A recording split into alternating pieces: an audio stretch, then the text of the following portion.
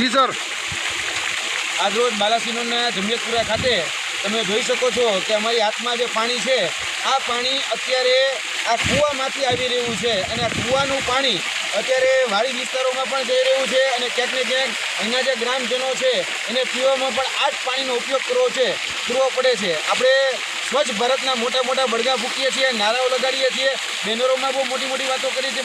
પરંતુ બાલાસિનોરના જમિયતપુરાના 29 ગામ આ દૂષિત પાણીથી પ્રભાવિત છે અને અહીંયાની જે મોરિયા કંપની છે, મોરિયા કંપનીનો વેસ્ટ જે કહેવાય એ આ ક્યાંક ને ક્યાંક જમીનની અંદર આ આવી ગયો છે અને ભૂગર્ભ જળ જે છે ભૂગર્ભ જળ ક્યાંક ને ક્યાંક ખરાબ કરી રહ્યા છે। અહીંયા ઊભું રહી શકાય એમ નથી, કેમ કે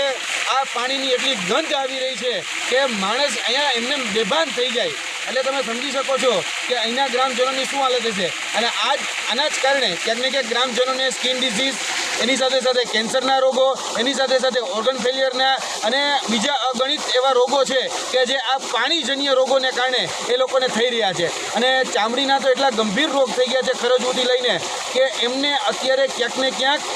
જે હોસ્પિટલાઇઝ કરવા પડે છે। ઘણા એવા દાદા છે કે ઘણા એવા 60 વર્ષ કરતાં મોટી ઉંમરના લોકો છે કે જેને શ્વાસ લેવામાં તકલીફ પડી રહી છે। સાંજ પડે એટલે અહીંનું વાતાવરણ એટલે કે હવાનું વાતાવરણ જેટલું દૂષિત થઈ જાય છે કે વાત જવા દો। અને આ પાણીની હાલત તો તમે જોઈ શકો છો, આખે આખું જે પાણી છે એ પાણી અત્યારે આ જે કૂવા છે એ કૂવાના માધ્યમથી અંદર આવી રહ્યું છે। લગભગ અત્યારે મેં જે જોયા 3 કૂવા આ પ્રકારના છે અને 2 કૂવા તો એવા છે કે જે અત્યારના પૂર્વ સરપંચ રહી ચૂકેલા આ ગામના એના પોતાના કૂવા હતા ને 8 કે 9 લાખ રૂપિયા દઈ અને આ કૂવા પૂરી દેવામાં આવ્યા એ પ્રકારની વાત અમે ગ્રામજનો દ્વારા જાણવા મળી છે। એટલે ક્યાંક ને ક્યાંક અહીંનું GPCB, Gujarat pollution control board,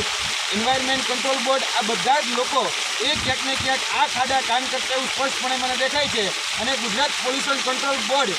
એ ગાંધારી બની ગયું છે, કેમ કે ગાંધારી પોલ્યુશન કંટ્રોલ બોર્ડ એને ગાંધારીની જેમ પોતાના